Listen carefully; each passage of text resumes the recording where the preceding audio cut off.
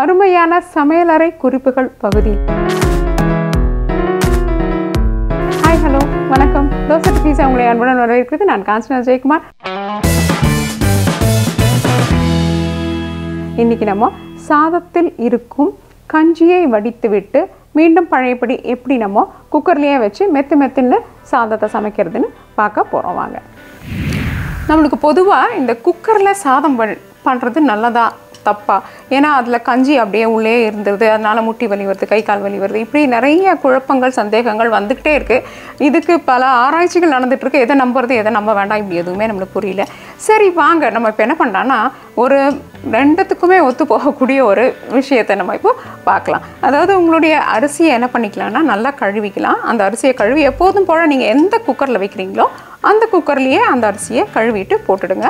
போட்டுட்டு அளவுக்கு அதிகமாக தண்ணீர் வைக்க வேண்டும். அதாவது பொதுவாக நம்ம இப்போ ஒரு அளவு அரிசி எடுத்துக்கிட்டிங்கன்னா அதுக்கு 3 பங்கு அல்லது 2 பங்கு அளவுக்கு தண்ணி வச்சு நம்ம பொதுவாக சாதத்தை எடுப்போம் இல்லைங்களா? அப்படி பண்ணாமல் என்ன பண்ண போகிறோம்னா நிறைய தண்ணி 4-5 அந்த மாதிரி கூட நீங்கள் ஊற்றிக்கலாம். ஊற்றிட்டு இதை இப்போ அடுப்பில் வச்சிடலாம். வாங்க. இப்போ பார்த்தீங்களா, நம்மளுடைய ஒலை கொதி வந்துடுச்சு அப்படின்னு சொல்லுவாங்க. அதாவது அரிசி வைத்திருக்கிற பாத்திரத்தில் இது மாதிரி ஒரு நல்ல பொங்கி நுரை மாதிரி எழும்பக்கூடியது. இது வெள்ளை நிறத்தில் இருக்கும். இதுதான் கஞ்சி. இப்போ இதை என்ன பண்ண போகிறோம்னா இந்த கஞ்சியை வடிச்சிட போகிறோம்.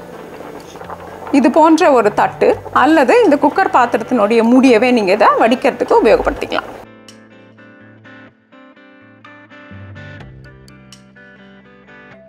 நம்ம முழுவதுமாக இதில் இருக்கிற தண்ணியை வடிச்சிட்டோம்.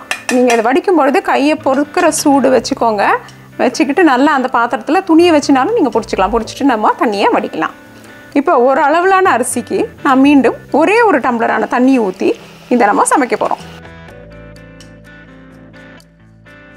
இப்போ நீங்கள் உபயோகப்படுத்துகிற அரிசியை பொறுத்தது நீங்கள் 1க்கு 3 பங்கு அல்லது 1க்கு 2 பங்கு அப்படின்னு வைக்கிறதா இருந்தால் 1க்கு 3 பங்குன்னு வைக்கிறதா இருந்ததுன்னா 1.5 பங்கு தண்ணி ஊற்றிக்கலாம். அதில் பாதி ஊற்றினா போதும். 2 பங்கு வைக்கும் பொழுது ஒரே ஒரு அளவு தண்ணி ஊற்றிக்கலாம். ஊற்றிட்டு இப்போ குக்கரை மூடி எப்பொழுதும் போல் உங்களுடைய குக்கர் மேலே போட வேண்டியதையும் போட்டு 3 சத்தத்திற்கு விட்டுடலாம்.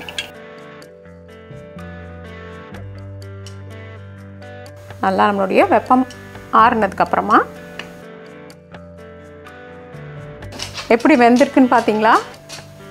நல்ல அருமையாக உதிரியாக அதே நேரத்தில் மிருதுவாக இருக்குது. நம்மளுக்கு கடிக்கிறதுக்கு நறுக்குன்னு தட்டுப்படாமல் உதிரியாக வெந்திருக்கு. இதிலிருந்து ஓரளவுக்கான கஞ்சி தன்மையையும் நம்ம நீக்கிட்டோம். ஆக மொத்தம் வடித்த அதே நேரத்தில் குக்கரில் தயாரான நம்மளுடைய அரிசி தயார், சாதம் தயார். நிச்சயமாக நீங்களும் இந்த முறையை பின்பற்றி உங்களுடைய அரிசி அல்லது சாதத்தை அருமையாக ஆரோக்கியமாக சமைத்து மகிழுங்கள். தோசை பீஸா என்றென்றும் உங்கள் சமையலறையத்துடன். இந்த வீடியோ உங்களுக்கு பிடிச்சிருந்தா லைக் ப்ரெஸ் பண்ணுங்கள். தோசை பீஸாக்கு மறக்காமல் சப்ஸ்கிரைப் பண்ணுங்கள். மற்றும் உங்களுடைய பிரின்சிபல் ரெசிபீஸ்க்கு dosa2pizza.com விஜயம் செய்யுங்கள். நன்றி, வணக்கம்.